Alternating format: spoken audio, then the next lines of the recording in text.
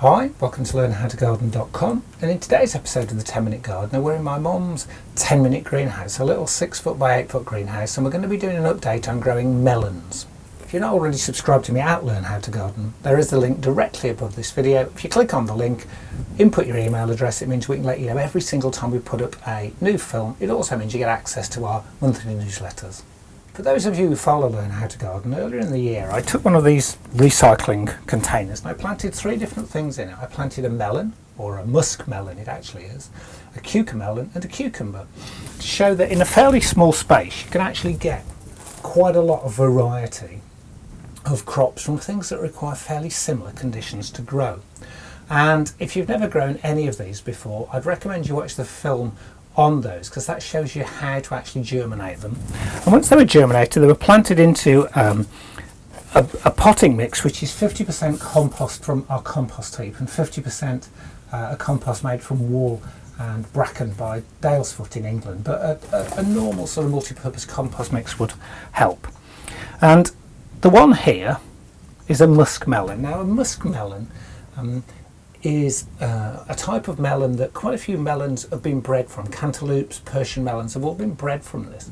And in Japan they really are the fruit to grow. They fetch thousands of pounds perfectly grown musk melons. And I'd not grown one before, a pure musk melon, so this was very much an experiment.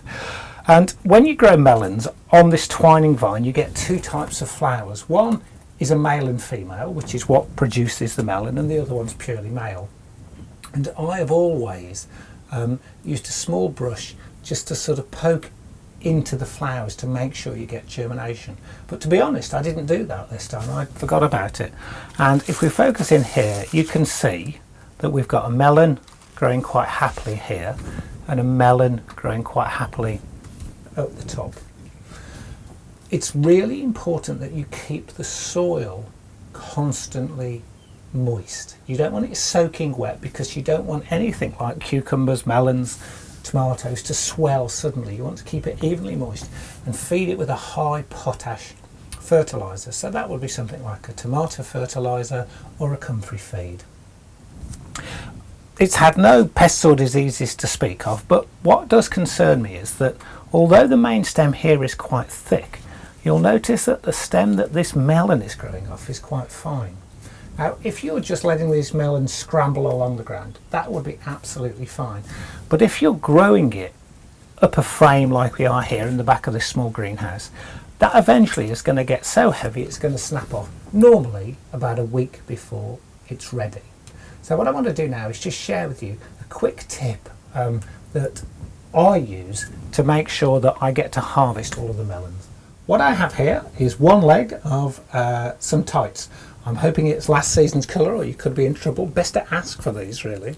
And what I've done is cut the tights off and then split down. So I've got 2 ties. And with most of the modern tights, they're sort of run resistant, which is useful for us. And we open out the tights, forming a little pocket, and that we slip over the melon. Now the great thing about tights is that they'll expand. I'll just stand up and finish this. The Victorians used to do this with nets, but we then come up and, using a couple of clove hitches on here, just tie on these tights.